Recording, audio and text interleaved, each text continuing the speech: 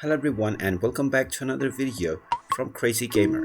In this video, I'm going to show you how to change the language within the Asphalt 9 game. So let's get started right away.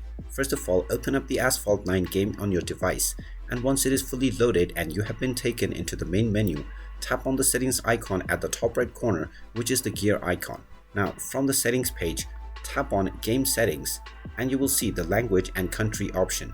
Go ahead and tap on it, and now you can choose your language from the select language option.